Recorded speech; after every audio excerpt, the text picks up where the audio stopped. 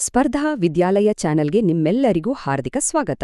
ಬನ್ನಿ, ಇವತ್ತು ನಾವು ಫೆಬ್ರವರಿ 2026ರ 10 ಅತಿ ಮುಖ್ಯವಾದ ಪ್ರಚಲಿತ ವಿದ್ಯಮಾನಗಳನ್ನ ಪ್ರಶ್ನೋತ್ತರಗಳ ರೂಪದಲ್ಲಿ ವಿವರವಾಗಿ ಚರ್ಚೆ ಮಾಡೋಣ. ಇಲ್ಲಿ ಚರ್ಚೆ ಮಾಡುವ ಪ್ರತಿಯೊಂದು ಪ್ರಶ್ನೆ ಇದೆಯಲ್ಲ, ಅದು UPSC, KAS, PSI, FDA, banking, RRB, SSC ಹೀಗೆ ಎಲ್ಲಾ ಸ್ಪರ್ಧಾತ್ಮಕ ಪರೀಕ್ಷೆಗಳ ದೃಷ್ಟಿಯಿಂದಲೂ ತುಂಬಾನೇ ಮಹತ್ವದ್ದು. ಹಾಗಿದ್ರೆ ತಡ ಮಾಡೋದ್ ಬೇಡ, ನಮ್ಮ ಮೊದಲ ಪ್ರಶ್ನೆಯ ಕಡೆಗೆ ಹೋಗೋಣ. ಸರಿ, ನಮ್ಮ ಮೊದಲನೇ ಪ್ರಶ್ನೆ ಬಂತು ನೋಡಿ. ಭಾರತದ ಕೃಷಿ ಆರ್ಥಿಕತೆಯಲ್ಲಿ ಒಂದು ಮುಖ್ಯ ಪಾತ್ರ ವಹಿಸುವ ರಬ್ಬರ್ ಅಥವಾ ಲ್ಯಾಟೆಕ್ಸ್ ಅನ್ನ ಅತಿ ಹೆಚ್ಚು ಉತ್ಪಾದಿಸುವ ರಾಜ್ಯ ಯಾವುದು? ಆಯ್ಕೆಗಳು ಹೀಗಿವೆ: A Tamil Nadu, B Karnataka, C Assam ಮತ್ತು ಡಿ ಕೇರಳ. ಸ್ವಲ್ಪ ಯೋಚನೆ ಮಾಡಿ, ಯಾವುದು ಸರಿ ಉತ್ತರ ಇರ್ಬೋದು? ಸರಿಯಾದ ಉತ್ತರ ಡಿ ಕೇರಳ. ಭಾರತದ ಒಟ್ಟು ರಬ್ಬರ್ ಉತ್ಪಾದನೆಯಲ್ಲಿ ಕೇರಳದ್ದೇ ಸಿಂಹಪಾಲು. ಯಾಕಪ್ಪ ಅಂದ್ರೆ ಅಲ್ಲಿರೋ ಅಧಿಕ ಮಳೆ ಮತ್ತು ಆರ್ದ್ರತೆಯ ವಾತಾವರಣ ರಬ್ಬರ್ ಕೃಷಿಗೆ ಹೇಳಿ ಮಾಡ್ಸಿದ್ದು. ಇನ್ನು ನಮ್ಮ ಕರ್ನಾಟಕದ ಕಥೆ ಏನು ಅಂತ ನೋಡೋದಾದ್ರೆ, ನಾವು 3ನೇ ಸ್ಥಾನದಲ್ಲಿದ್ದೇವೆ, ತಮಿಳುನಾಡು 2ನೇ ಸ್ಥಾನದಲ್ಲಿದೆ. ನಮ್ಮ ರಾಜ್ಯದಲ್ಲಿ ಮುಖ್ಯವಾಗಿ ಚಿಕ್ಕಮಗಳೂರು, ದಕ್ಷಿಣ ಕನ್ನಡ ಮತ್ತು ಕೊಡಗು ಜಿಲ್ಲೆಗಳಲ್ಲಿ ರಬ್ಬರ್ ಬೆಳೆಯಲಾಗುತ್ತೆ. ಹಾಗಾದ್ರೆ ಇಡೀ ಪ್ರಪಂಚದಲ್ಲೇ ಯಾರು ನಂಬರ್ 1? ಅದು ಥೈಲ್ಯಾಂಡ್. ಸರಿ, ಈಗ ಕೃಷಿ ಕ್ಷೇತ್ರದಿಂದ ನೇರವಾಗಿ ಸ್ಪೋರ್ಟ್ಸ್ ಕಡೆ ಹೋಗೋಣ. 2026ರ ಆಸ್ಟ್ರೇಲಿಯನ್ ಓಪನ್ ಟೆನ್ನಿಸ್ ಟೂರ್ನಿಯಲ್ಲಿ ಪುರುಷರ ಸಿಂಗಲ್ಸ್ ಮತ್ತು ಮಹಿಳೆಯರ ಸಿಂಗಲ್ಸ್ ಕಿರೀಟವನ್ನ ಗೆದ್ದವರು ಯಾರು? ಈ ಆಯ್ಕೆಗಳಲ್ಲಿ ಸರಿಯಾದ ಜೋಡಿ ಯಾವುದು ಅಂತ ಗುರುತಿಸಿ. ಸರಿಯಾದ ಉತ್ತರ ಆಪ್ಷನ್ ಬಿ, ಅಂದ್ರೆ ಪುರುಷರ ವಿಭಾಗದಲ್ಲಿ ಸ್ಪೇನ್ನ ಯುವ ಆಟಗಾರ ಕಾರ್ಲೋಸ್ ಅಲ್ಕರಾಸ್ ಮತ್ತು ಮಹಿಳೆಯರ ವಿಭಾಗದಲ್ಲಿ ಕಜಕ್ಸ್ತಾನದ ಎಲೆನಾ ರಿಬಾಕಿನಾ ಚಾಂಪಿಯನ್ ಆಗಿ ಹೊರಹೊಮ್ಮಿದ್ದಾರೆ. ನೆನಪಿಡಬೇಕಾದ ಇನ್ನೊಂದು ಪ್ರಮುಖ ಅಂಶ ಅಂದ್ರೆ, ಪ್ರತಿ ವರ್ಷ ಮೆಲ್ಬರ್ನ್ನಲ್ಲಿ ನಡೆಯುವ ಈ ಆಸ್ಟ್ರೇಲಿಯನ್ ಓಪನ್ ವರ್ಷದ ಮೊದಲ ಗ್ರ್ಯಾಂಡ್ ಸ್ಲಾಮ್ ಟೂರ್ನಿ ಆಗಿದೆ. ಓಕೆ, ಇಲ್ಲೊಂದು ಸ್ವಲ್ಪ ಟ್ರಿಕ್ಕಿಯಾಗಿರೋ ಪ್ರಶ್ನೆ ಇದೆ, ಗಮನ ಕೊಟ್ಟು ಕೇಳಿ. ಫೆಬ್ರವರಿ 1ನೇ ತಾರೀಕು, ಅದು ಕೂಡ ಭಾನುವಾರವೇ ಆಗಿದ್ದಾಗ, ಕೇಂದ್ರ ಬಜೆಟ್ ಅನ್ನು ಮೊದಲ ಬಾರಿಗೆ ಮಂಡಿಸಿದ ಕೀರ್ತಿ ಯಾವ ಹಣಕಾಸು ಸಚಿವರಿಗೆ ಸಲ್ಲುತ್ತೆ? ಅರುಣ್ ಜೇಟ್ಲಿ, ಯಶವಂತ್ ಸಿನ್ಹಾ, ಪ್ರಣಬ್ ಮುಖರ್ಜಿ ಅಥವಾ ನಿರ್ಮಲಾ ಸೀತಾರಾಮನ್? ಸರಿಯಾದ ಉತ್ತರ ಡಿ ನಿರ್ಮಲಾ ಸೀತಾರಾಮನ್. ಆದ್ರೆ ಇಲ್ಲೊಂದು ಚಿನ್ನ ಟ್ವಿಸ್ಟ್ ಇದೆ. ಅದೇನಂದ್ರೆ 1999ರಲ್ಲಿ ಯಶವಂತ್ ಸಿನ್ಹಾ ಅವರು ಭಾನುವಾರದಂದೇ ಬಜೆಟ್ ಮಂಡಿಸಿದ್ದು ನಿಜ. ಆದ್ರೆ ಅದು ಫೆಬ್ರವರಿ 28 ಆಗಿತ್ತು. ಪ್ರಶ್ನೆ ಕೇಳಿರೋದು ಫೆಬ್ರವರಿ 1ನೇ ತಾರೀಕು, ಅದು ಭಾನುವಾರ ಆಗಿದ್ದಾಗ ಮಂಡಿಸಿದ್ದು ಯಾರು ಅಂತ. ಆ ಒಂದು ವಿಶಿಷ್ಟ ದಾಖಲೆ 2026ರಲ್ಲಿ ನಿರ್ಮಲಾ ಸೀತಾರಾಮನ್ ಅವರ ಹೆಸರಿಗೆ ಸೇರುತ್ತೆ. ಪರೀಕ್ಷೆಯಲ್ಲಿ ಇಂತಹ ಸಣ್ಣ ವ್ಯತ್ಯಾಸಗಳೇ ಬಹಳ ಮುಖ್ಯ ಆಗ್ತವೆ. ಸರಿ, ಈಗ ನಮ್ಮ ಕರ್ನಾಟಕಕ್ಕೆ ಸಂಬಂಧಪಟ್ಟ ಒಂದು ಬಹಳ ಮುಖ್ಯವಾದ ಪ್ರಶ್ನೆ. ಗೋವಿಂದರಾವ್ ಸಮಿತಿಯ ಬಗ್ಗೆ ಈ 2 ಹೇಳಿಕೆಗಳನ್ನ ಗಮನಿಸಿ.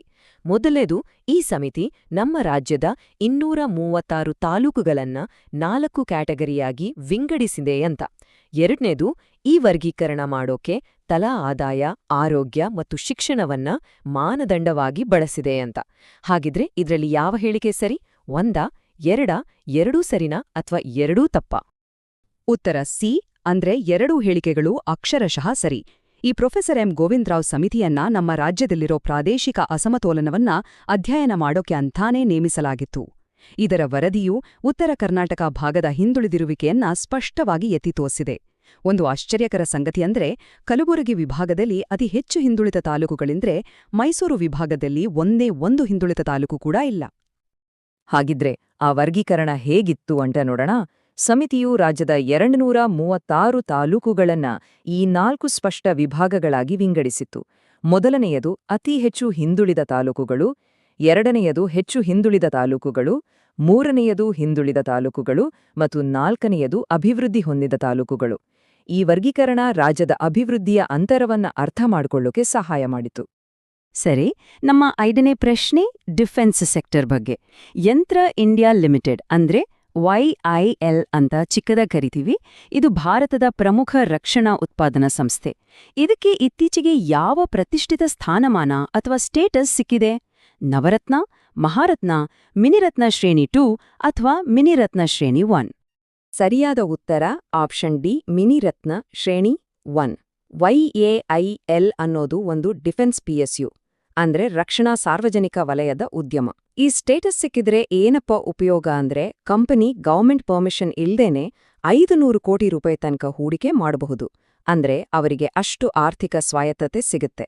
ಇದನ್ನು 2021ರಲ್ಲಿ ಆರ್ಡಿನೆನ್ಸ್ ಫ್ಯಾಕ್ಟರಿ ಬೋರ್ಡ್ OFBನಿಂದ ಬೇರ್ಪಡಿಸಿ ಸ್ಥಾಪಿಸಲಾಗಿತ್ತು. ಈ ಮಿನಿರತ್ನ ಸ್ಟೇಟಸ್ ಯಾಕೆ ಕೊಟ್ರು ಅನ್ನೋದು ಈ ನಂಬರ್ಗಳನ್ನ ನೋಡಿದ್ರೇನೆ ಸ್ಪಷ್ಟವಾಗಿ ಗೊತ್ತಾಗತ್ತೆ.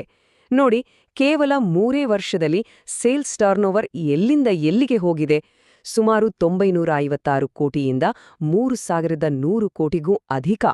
ಅಷ್ಟೇ ಅಲ್ಲ, ರಫ್ತು ಆದಾಯ ಅಕ್ಷರಶಃ 0ಯಿಂದ 321 ಕೋಟಿಗೆ ತಲುಪಿದೆ. ಇದೊಂದು ಅದ್ಭುತ ಸಾಧನೆ ಅಲ್ವಾ? ನಮ್ಮ 6ನೇ ಪ್ರಶ್ನೆ ಪರಿಸರಕ್ಕೆ ಸಂಬಂಧಿಸಿದ್ದು.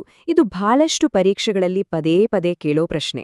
ನಮ್ಮ ಪರಿಸರ ವ್ಯವಸ್ಥೆಯ ಅತ್ಯಮೂಲ್ಯ ಭಾಗವಾಗಿರೋ ಜೌಗು ಪ್ರದೇಶಗಳ ಮಹತ್ವವನ್ನ ಸಾರುವ ವಿಶ್ವ ಜಲಾವರಣ ದಿನ ಅಥವಾ ವರ್ಲ್ಡ್ ವೆಟ್ಲ್ಯಾಂಡ್ಸ್ ಡೇ ಅನ್ನು ನಾವು ಯಾವಾಗ ಆಚರಿಸ್ತೀವಿ? ಸರಿಯಾದ ಉತ್ತರ ಬಿ, ಫೆಬ್ರವರಿ 2. 2026ರ ಥೀಮ್ ಅಥವಾ ಘೋಷವಾಕ್ಯ life thrives where water meets land.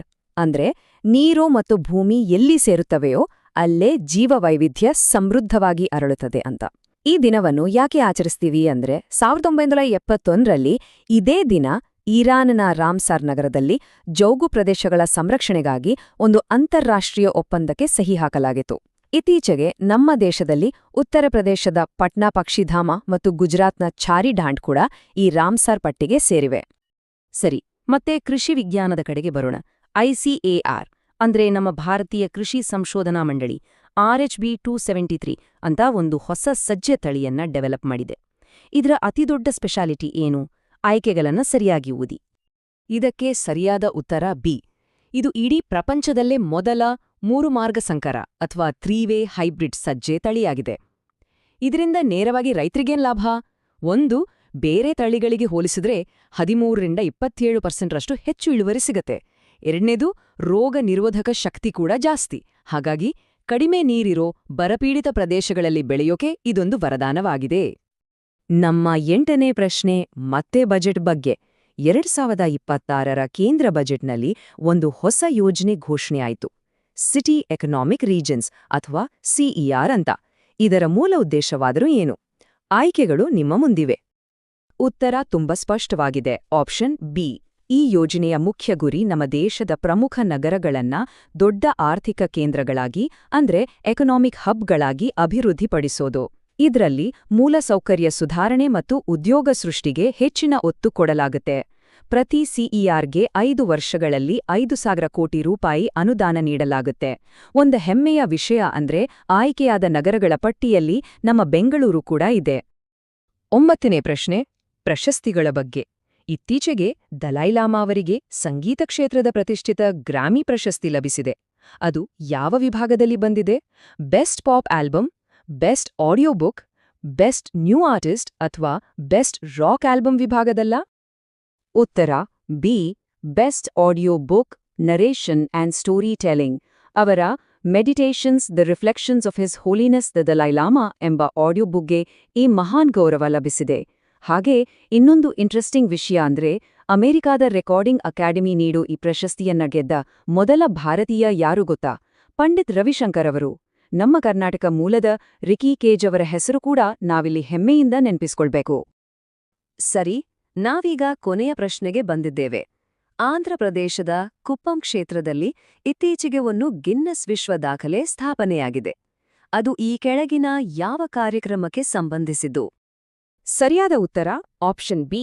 ಈ ಸೈಕಲ್ ವಿತರಣೆ. ಕೇವಲ 24 ಗಂಟೆಗಳಲ್ಲಿ 5,555 ಎಲೆಕ್ಟ್ರಿಕ್ ಸೈಕಲ್ಗಳನ್ನು ವಿತರಿಸಿ ಈ ವಿಶ್ವ ದಾಖಲೆಯನ್ನ ಸ್ಥಾಪಿಸಲಾಯಿತು. ಇದರ ಮುಖ್ಯ ಉದ್ದೇಶ 2. ಒಂದು, ಮಹಿಳಾ ಸಬಲೀಕರಣ. ಇನ್ನೊಂದು, ಪರಿಸರ ಸ್ನೇಹಿ ಸಾರಿಗೆಯನ್ನ ಪ್ರೋತ್ಸಾಹಿಸೋದು. ಈ ಸೈಕಲ್ಗಳು ಒಂದೇ ಚಾರ್ಜ್ನಲ್ಲಿ ಸುಮಾರು 60 ಕಿಲೋಮೀಟರ್ ಚಲಿಸಬಲ್ಲವು. ಈ ಚರ್ಚೆಯನ್ನ ಮುಗಿಸೋ ಮೊದಲು ನಿಮಗಾಗಿ ಒಂದು ಪ್ರಶ್ನೆ. ಪ್ರಸ್ತುತ ಕರ್ನಾಟಕ ರಾಜ್ಯದ ರಾಜ್ಯಪಾಲರು ಯಾರು? ಇದಕ್ಕೆ ಉತ್ತರ ಏನು ಅಂತ ತಪ್ಪದೆ ಕಾಮೆಂಟ್ ಬಾಕ್ಸ್ನಲ್ಲಿ ತಿಳಿಸಿ. ಈ ಮಾಹಿತಿ ನಿಮಗೆ ಉಪಯುಕ್ತವಾಗಿದ್ರೆ ದಯವಿಟ್ಟು ಲೈಕ್ ಮಾಡಿ, ನಿಮ್ಮ ಸ್ನೇಹಿತರೊಂದಿಗೆ ಶೇರ್ ಮಾಡಿ ಹಾಗೂ ನಮ್ಮ ಚಾನೆಲ್ಗೆ ಸಬ್ಸ್ಕ್ರೈಬ್ ಆಗೋದನ್ನ ಮರಿಬೇಡಿ. ಹೆಚ್ಚಿನ ನೋಟ್ಸ್ಗಳಿಗಾಗಿ ನಮ್ಮ ಟೆಲಿಗ್ರಾಮ್ ಚಾನೆಲ್ಗೆ ಸೇರಿಕೊಳ್ಳಿ. ನಮ್ಮೊಂದಿಗೆ ಜೊತೆಯಾದಕ್ಕಾಗಿ ಎಲ್ಲರಿಗೂ ಧನ್ಯವಾದಗಳು.